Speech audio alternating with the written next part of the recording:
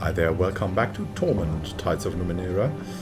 We just gained 2 level ups here. Wow, let's actually level up, hey? Yeah. Let's see what Tibia can learn. We can increase stat pools only, so we'll do that. That's okay. What is he good at? He's good at absolutely everything, but we have used mostly his speed and intellect. On the other hand, we should maybe balance. So we want a little bit of intellect, but I mean he can do it all, so really we should totally balance it. So let's do that. Speed, give him a little bit might. I've learned a thing or two. And he can issue a challenge now. All enemies in range who fail to resist gain compelled and dazed. They're forced to attack you and receive minus 15% willpower and on attacks. So. And abilities to learn. 1 point remaining. Skill with defense. Probably a passive skill. You know how to place your feet, how to angle your shield, and how to deflect your enemy's blows. You dance through combat and none can lay a finger on you. And resourceful. You get 1 training level in cipher use skill. No, let's go for skill with defense. We want him to block for us. So, very nice. Let's see what we can still do. Also level up. One of the following options to spend your experience points. You can select each option once per tier. Had already increased the edge, so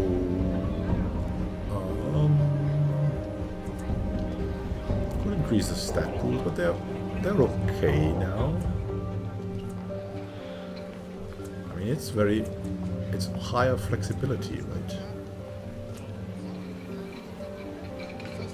Yeah, let's increase the stat pools for now. We want more intellect. It's our bread and butter. Did I learn that? Or remember it? Very good.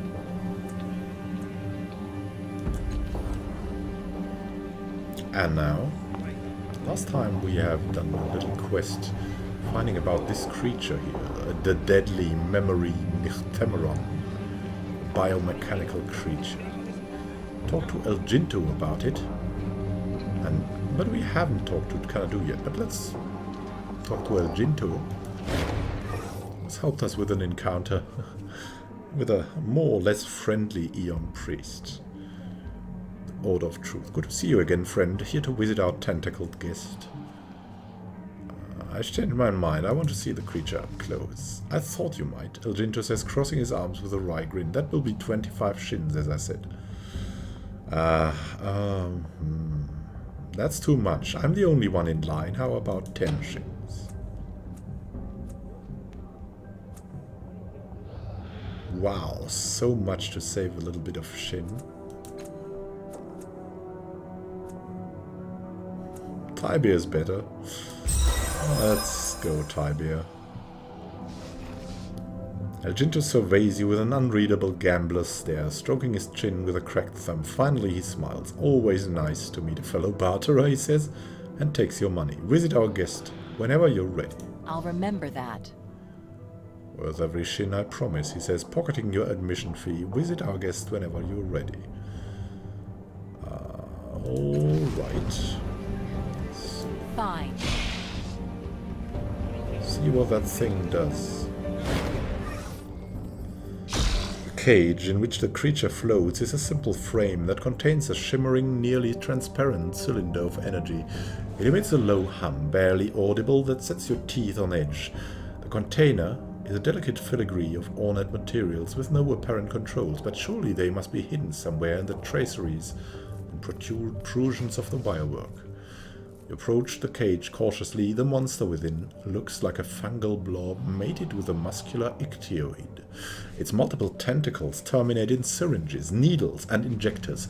This mass sits atop and is integrated with a floating orb of some type. It seems to be both mechanical and biological, with one system flowing smoothly into the next, a creation from some mad nightmare. The energy field darkens protectively and automatically as the creature throws itself at its walls, thrashing and striking mindlessly with its needle-tipped tentacles. The darkening is almost a strobe-like effect. Even as you watch, one of its tentacles coils back and blasts furious plasma at the walls of its cage. The cage holds, but the shields dim to prevent any radiation from the blast from escaping. Well, first let's examine the cage. Is it safe? Cage appears to be made of a mixture of synth-spun strong glass and a lightweight metal, intricately embroidered to create mind-warping patterns.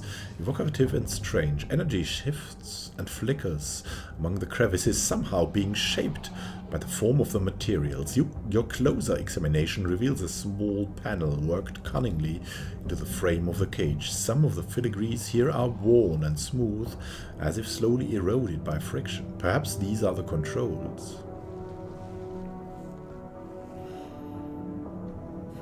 We could touch the cage. Will we die then? We'll probably die. Let's test it though. Reach out to the cage, your fingers hovering over some sort of cunningly worked materials, and then you lay your hands on the cage. You close a circuit in the energy somewhere, or you become a part of it, and strange energies jolt through your body. The shock hurls you away from the cage. That carks you. You've got no one to blame but yourself, you stupid one. Alright, let's interact again. Let's see. It was worth a try. We're an explorer after all. An explorer with 3 less health. Examine the cage again.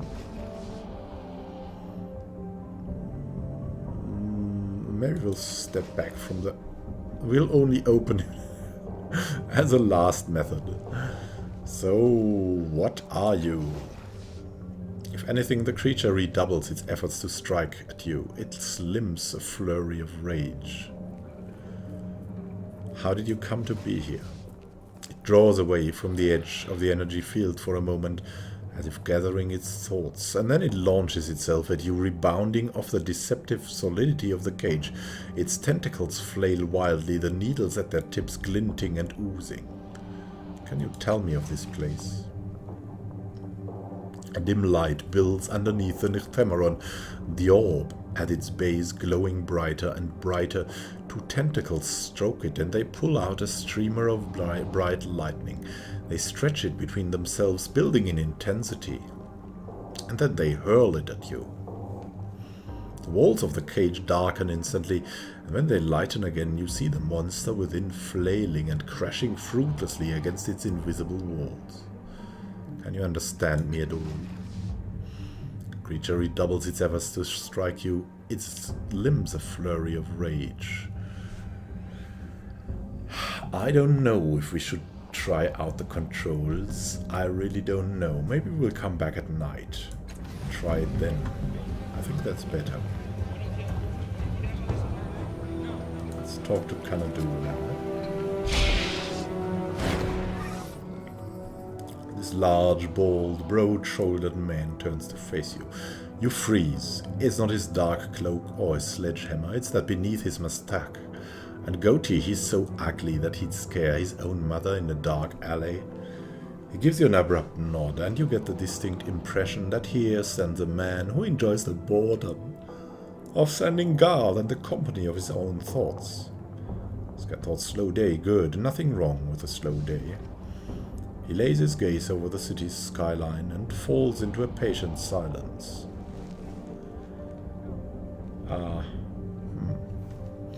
What is that thing in the cage? The ephemeron, he says. El Ginto will tell you about it, if that's what you want. How did you capture it? Long story, Canadu drawls, then falls into silence. Apparently that wasn't an introduction, but an excuse. He sees you staring at ads. Ask El Ginto, he is the talker, yeah? I watch the beast.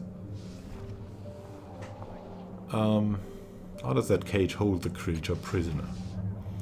Don't know, he says. This time he doesn't bother looking your way. El Ginto built it. Where do you and your partner come from? He exhales softly through his nose, giving you the distinct impression that you are making him work harder than he'd like. Lorik, a city in the beyond, packed with blood-mad priests, giant razor cats, and Drit. Lots of Drit. His weighted gaze seeks the horizon. I don't miss it, but El Jinto does. If you want stories, he's the one to ask. Scanthought says we're going back. Won't be a good day for Lorik if we do. Tibia whistles at the mention of Lorik, but says no more.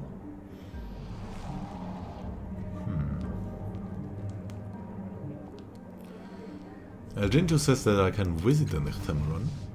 Good, Canadu says. Furrowing his patchy eyebrows, it's clear that he doesn't understand why you're still talking to him. Looks like El Jinto does all the work in your partnership. He should, Canadu says, scowling at you, revealing for a moment the roiling temper beneath the man's determined calm. He gets the larger share. I'm just the muscle. He's the... He trails off, searching for the word. Wait for him to finish. We're polite. He's the handyman, Canadu says at last. He's handy at building stuff, wrangling extra shins from the Gorkos, charming me free food. He works hard. I pay him an extra share so I don't have to. So I have time to think. I've got a few questions about this city. Ask somebody who lives there, he says, raising his hand. We're not experts on any city, and we don't want to be. I'm looking for someone who can repair a device. He's already shaking his head before you finish speaking. We don't know anyone like that. We aren't from around here. All right, farewell, Canadu. Talk to El Jinto again. Welcome back, here to talk or just listen. We want to hear about Lorik. Canadu told me a little about your past. Do you have any interesting stories? Interesting? Well, I'll let you be at the arbiter of that, friend. What would you like to hear about? Canadu said you came from a place called Lorik. Ah, he says with a gentle sigh, my former and future home. Canadu and I were born in the grey outskirts of the city. I'd like to say we were childhood friends, but we weren't. We simply came to know each other through what we lost. Takes a breath. The priest of the million gods of Lorik wandered the streets seeking sacrifices, you see, and opposing them is a sin. In our first 10 years they claimed our parents, then our friends, and then one day a pockmarked priest came for me. He hauled me up the glass-paved streets. I wept and screamed, but the faithful and the fearful turned away. I'd almost lost hope when I heard the hammer scraping on the glass. Smiles. Up charged Canadu, bearing his father's sledgehammer. With a shout he dashed the priest's brains from his skull, and we ran.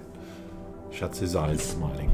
And we've been running ever since, but we will return one day, I think, armed for the occasion. Scan thought it worked on the Nichtemaron. It has to work in Lorik. I know it will.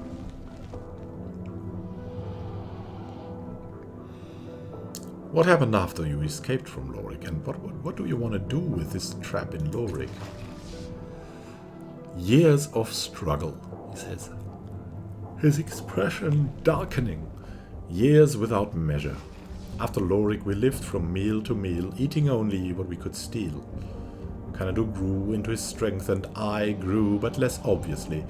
I began studying, you see. I read ancient texts about my old, lost home, and the sickness that possesses it to this day. I thought about how I could cure it, he says, clenching his fist.